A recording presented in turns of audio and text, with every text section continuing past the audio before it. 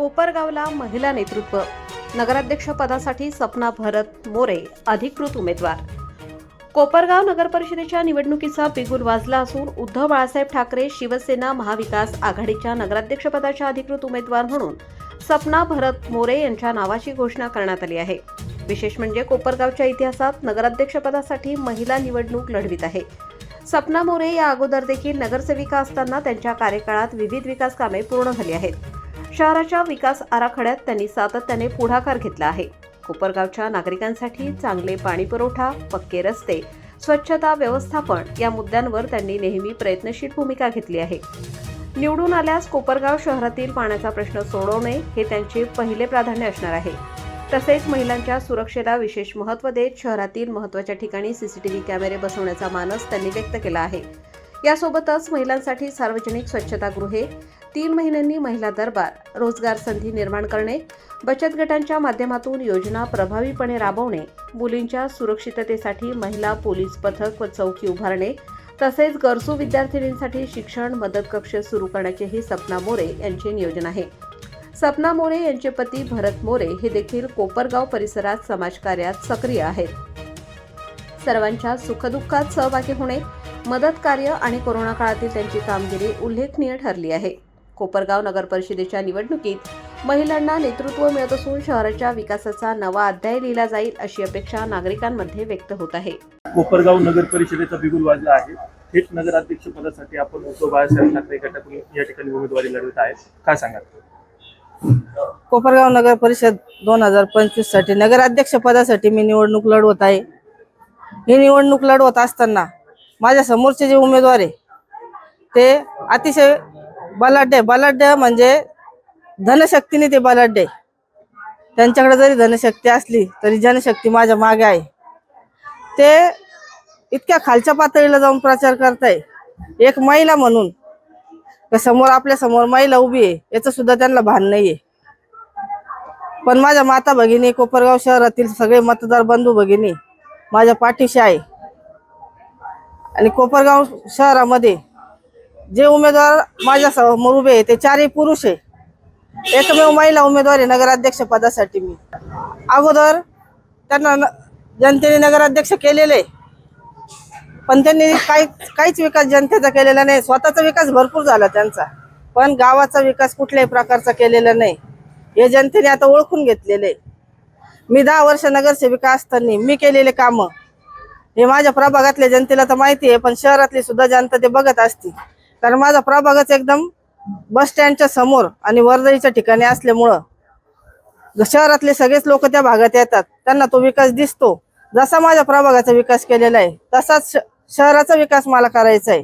जसा आदर्श प्रभाग आहे, 1 नंबर प्रभाग आहे कोपरगाव शहरातला माझा, तसाच महाराष्ट्रात 1 नंबरचं शहर कोपरगाव शहर मला बनवायचंय।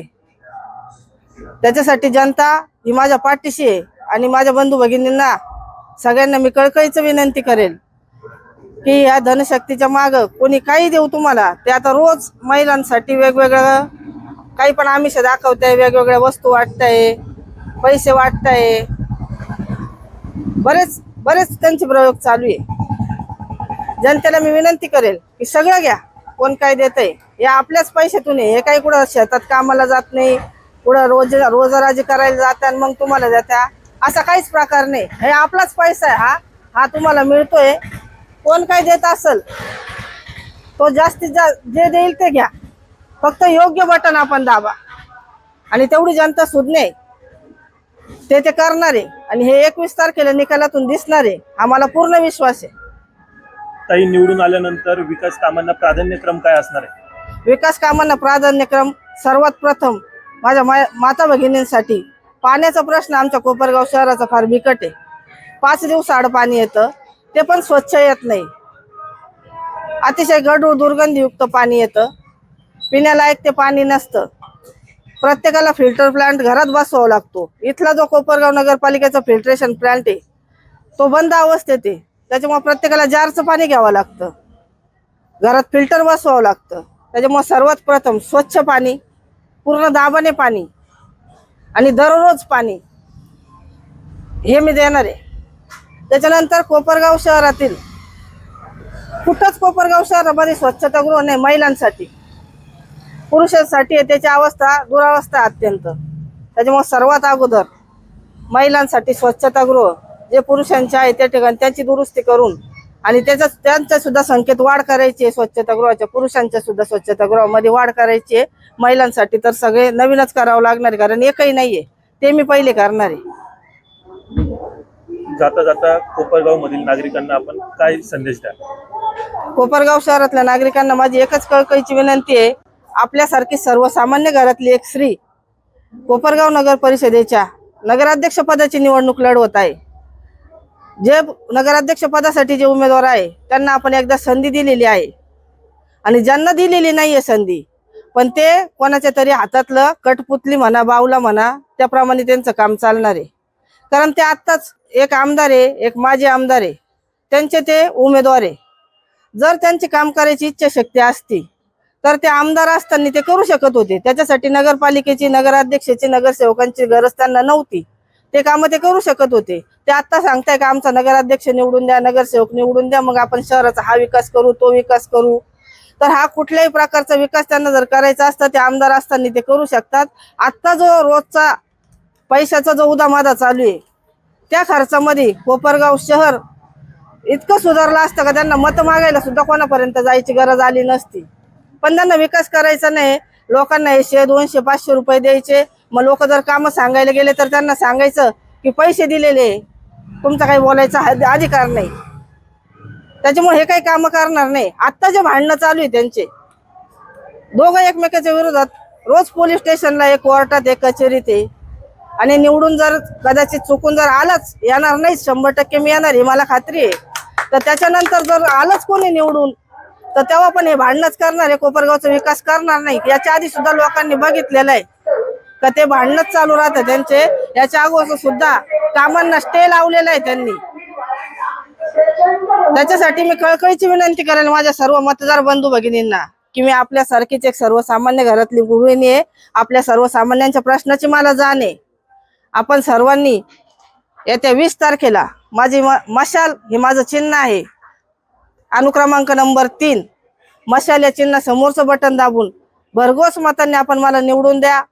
आपल्या कोपरगाव शहर स्वच्छ, सुंदर, जसं आपल्याला पाहिजे तसं कोपरगाव शहर मी करीन. करण्याचा प्रयत्न नाही म्हणत, मी 100% करेन. हीच मी कळकळीची विनंती करते की एका धनशक्ती विरुद्ध सर्वसामान्य घरातली गृहिणी आपल्यासाठी आपल्याकडं आशीर्वाद मागत आहे. या मतरूपाने आपण मला आशीर्वाद द्यायला. आपलं पवित्र मत, या मताची किंमत कोणीच करू शकत नाही. इतकं अमूल्य आपलं मत असतं आणि ते अमूल्य मत आपण सगळे मला द्याल अशी आपल्याला कळकळीची विनंती करते. धन्यवाद. जय हिंद, जय महाराष्ट्र. दादा, ताई या ठिकाणी थेट नगराध्यक्ष पदासाठी उमेदवारी लढवित आहे. प्रचाराला देखील चांगला प्रतिसाद मिळत आहे, काय सांगा? खऱ्या अर्थानं जर बघितलं, जेव्हा कोपरगाव नगर परिषदेची निवडणूक लागली, सर्व कोपरगाव शहरातील मतदार दोन्ही साखर सम्राटांना वैतागलेले होते. यापूर्वी जे नगराध्यक्ष जनतेमधून झाले त्यांच्या सुद्धा कारभाराला वैतागले होते. एक जनतेमधून एक चांगला असा नगराध्यक्ष मिळावा, जो नगराध्यक्ष जनतेच्या हाकेला तो रात्री अपरात्री सुद्धा तो मदतीला यावा, अशी जनतेची मागणी होती. म्हणून जनतेच्या मागणीनुसार, मतदारांच्या हक्कानुसार एक सर्वसाधारण कुटुंबातील महिला, जी माझी पत्नी आहे, जी 10 वर्ष शिवसेनेची नगरसेविका होती. कोरोना काळात सुद्धा आमचे पक्षप्रमुख माननीय उद्धव बाळासाहेब ठाकरे, ज्यांनी या महाराष्ट्रामध्ये कोरोना काळामध्ये जे शेजारचे राज्य बघितले ते सर्वश्रुत आहेत. गटारीमध्ये, नाल्यामध्ये, नदीमध्ये प्रेत सोडण्यात आलेत. पण मृतांची संख्या या महाराष्ट्रामध्ये का कमी झाली? ते उद्धवजींचं काम होतं.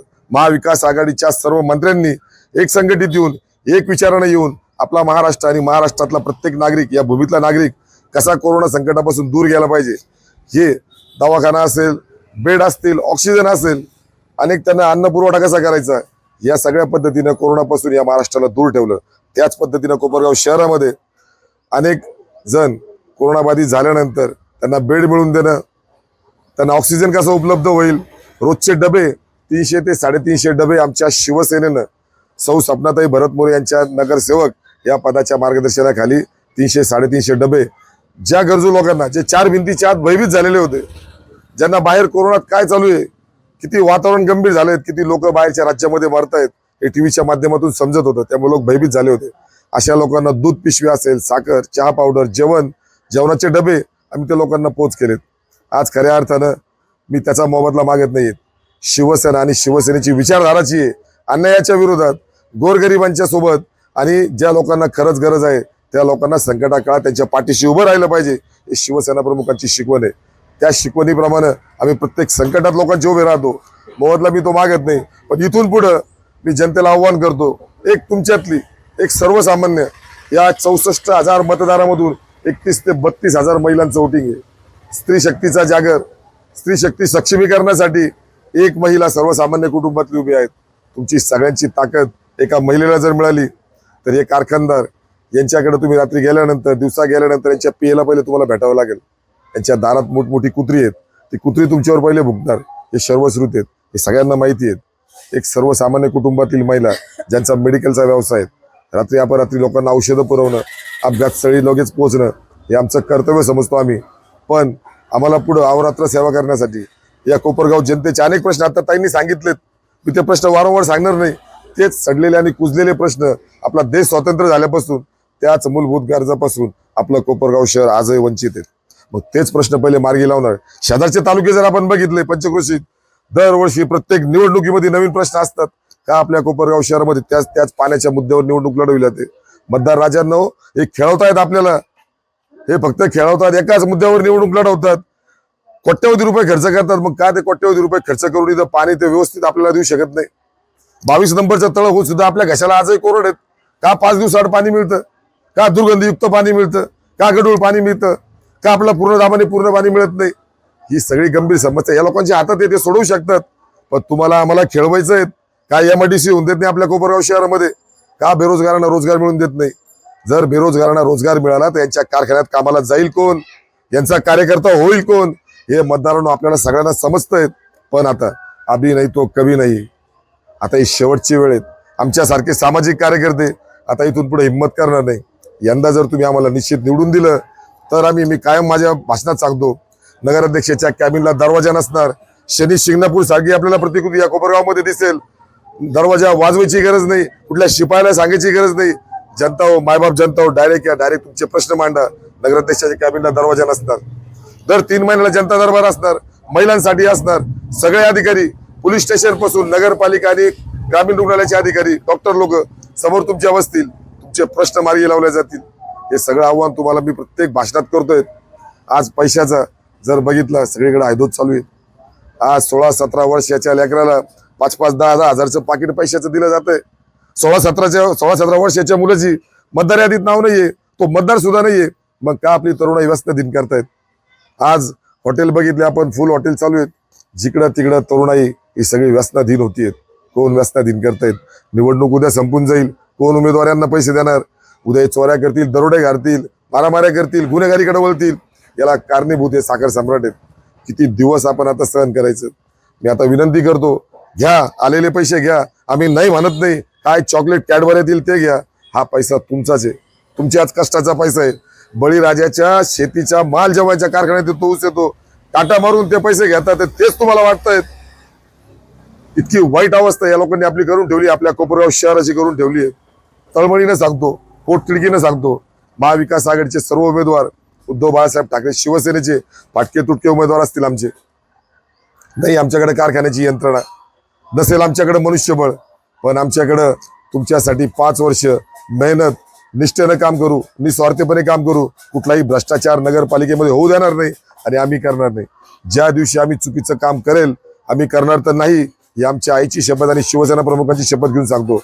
पण यदा कदाचित आम्हाला जर काही समजा काम आमचं होऊ शकलं नाही तर राजीनामा आम्ही सगळे मिळून विश्वरत्न डॉक्टर बाबासाहेब आंबेडकर स्मारकावर, त्या मैदानावर आम्ही राजीनामा देऊन टाकू. आणि आमची आत्ता जी काही प्रॉपर्टी, जी काही आमची संपत्ती असेल, तिचा बॅनर आम्ही लावणार आहेत. निवडून आल्यानंतर 5 वर्षांनी तोच बॅनर, त्याच्यामध्ये 1 रुपयाची संपत्ती आमची वाढलेली नसतात. आम्हाला भ्रष्टाचार करायचा नाही आणि करून द्यायचा नाही. निस्वार्थीपणे जनतेचं काम आम्हाला करायचंय. मायबाप जनता हो, आता ही शेवटची संधी आहे. शेवटची संधी ही कोपरगावच्या विकासासाठी, सुंदर कोपरगाव करण्यासाठी, तुमच्या आमच्या मनातलं सुंदर कोपरगाव करण्यासाठी, महिलांना रोजगार मिळण्यासाठी, कचरामुक्त होण्यासाठी, धूळमुक्त होण्यासाठी, खड्डेमुक्त होण्यासाठी आता ही शेवटची संधी आहे. ही शेवटची संधी. नंबर 3चं बटन मशाल चिन्ह आहे. सौ सपना भरत मोरे, फोटो मशीनवर नसणारे मशाल सगळ्यांनी बघा. 3 नंबरचं बटन बघा. महाविकास आघाडी सोबत आमची तुतारी पण आहेत. आमच्या सोबत एक हिरा जो 8 नंबर प्रभागामधून अर्जुन मोरे म्हणून हा उमेदवार आम्ही पुरस्कृत केला आहे. मी सगळ्यांना विनंती करतो, मायबाप जनता हो, आम्हाला आशीर्वाद द्या, तुमचं भविष्य हे उज्ज्वल करून घ्या एवढीच या ठिकाणी विनंती करतो. मतदारांच्या आग्रहानुसार लोकसभेला सुद्धा आम्ही मशाल रॅली काढली होती, त्यावेळेस आमचा विजय झाला. शिर्डी लोकसभा मतदारसंघाचे खासदार भाऊसाहेबजी वाघचौरे प्रचंड बहुमताने या ठिकाणी निवडून आले. आता तीच मशाल रॅली लोकांचे आग्रह खातात, मतदारांचे आग्रह खातात, मशाल रॅली काढा म्हणजे तुमचा विजय निश्चित आहे. त्यासाठी आज भव्य दिव्य अशी मशाल रॅली आदेश बांदेकर यांच्या प्रमुख उपस्थितीत आज कोपरगाव शहरामध्ये प्रमुख मार्गाने आज ती जाणार आहे. 2 ते 3 दिवसापूर्वी मतदारांच्या आग्रहानुसार आम्ही मतं जेव्हा मागायला जातो त्यावेळेस भाऊ तुमची सभा झाली पाहिजे. रोखोक बोलणारी शिवसेना, जनतेसाठी काम करणारी शिवसेना, उद्धव बाळासाहेब ठाकरे यांची शिवसेना यांची एक सभा झाली पाहिजे. म्हणून विधानसभेचे माजी विरोधी पक्षनेते आमदार अंबादास दादा दानवे यांची जाहीर सभा झाली. त्या जाहीर सभेने सुद्धा या दोन्ही साखर सम्राटांचे आणि जे 2 बाकीचे उमेदवार आहेत ज्यांनी पदं भोगली आहेत यांच्या पायाखालची वाळू घसरली म्हणून एका महिलेची बदनामी करण्याचं काम हे षडयंत्र चालू केलंय. पण आता 31 ते 32 हजार महिला या खपून घेणार नाही.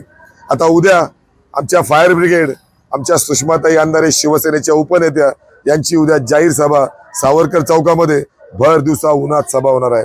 मी नागरिकांना आव्हान करतो, कोपरगावचा विकास करून घेण्यासाठी, तुमचा आमचा विकास करून घेण्यासाठी, आपलं कोपरगाव धूळमुक्त करण्यासाठी आणि खऱ्या अर्थानं आपल्या मतामध्ये परिवर्तन करण्यासाठी, आपल्या कोपरगावसाठी उद्या आमची फायर ब्रिगेड, आपली फायर ब्रिगेड सुषमाताई अंधारे उद्या येत आहेत. त्या सभेला आपण सगळ्यांनी यावं हे मी आपल्याला आग्रहाची विनंती करतो आणि निमंत्रण देतो.